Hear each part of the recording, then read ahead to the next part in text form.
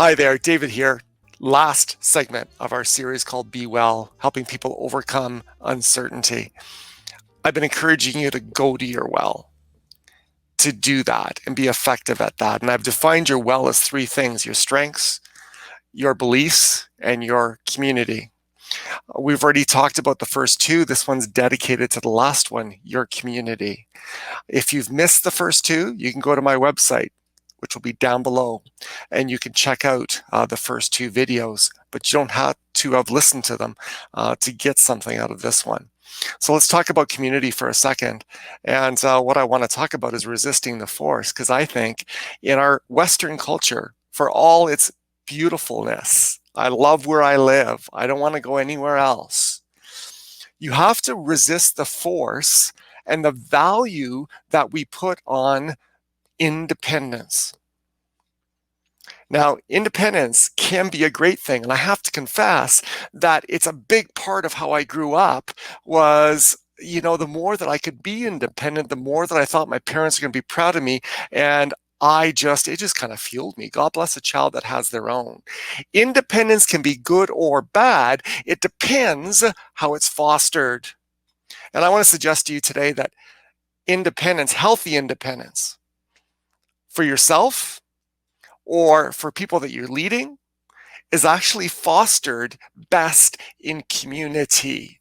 You see, when it's not fostered in community, it means, for example, that if you work for a company and you're on the sales team, they hire you and they put you in there and they train you on the systems, but they don't leverage the knowledge of the other salespeople. You're basically put in there to compete against each other. And at the end of the year, the person who figured it out the best gets the biggest bonus and the biggest reward. And some people cheer and some people don't.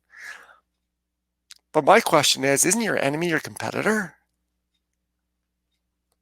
Isn't there value, sometimes even in an industry,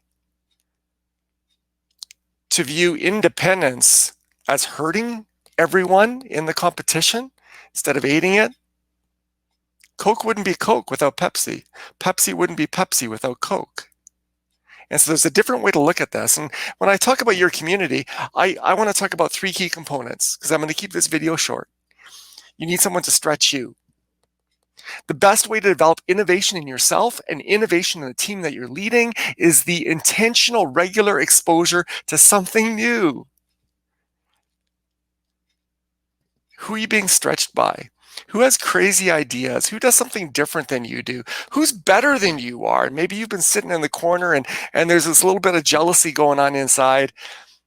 Don't shy away, run in. Talk to them. You want to come out of this corner. You want to figure out what's next, because COVID's taken a whole bunch of stuff away. You need to see new things, because if we don't see it, we can't achieve it. That's not a personal responsibility. It comes from the community you build. The more you're exposed, the more you're going to learn, the more you're going to thrive at innovation. You don't have to be born with it. Number two is support. That can be a couple of different things. It can be simply be practical help.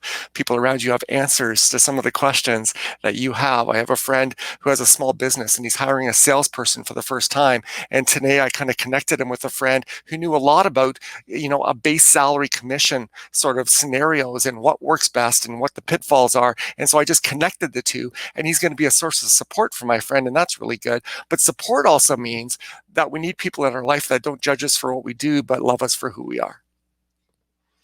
That, when you've screwed up, and we all have, that you can just go and they'll laugh with you, they'll have a beer with you, they'll do whatever you do together to kind of release steam. And at the end of the day, to recognize or help you recognize that it's not game over. Just because you fail doesn't mean you're a failure. Learn from it, and it'll be the second best choice you ever made. And the last one is accountability. Someone who's going to kick your butt if you don't do what you said you were going to do as you're talking to your community, and you start developing a plan of coming out of this corner that potentially COVID has pegged you into as an individual or as a team.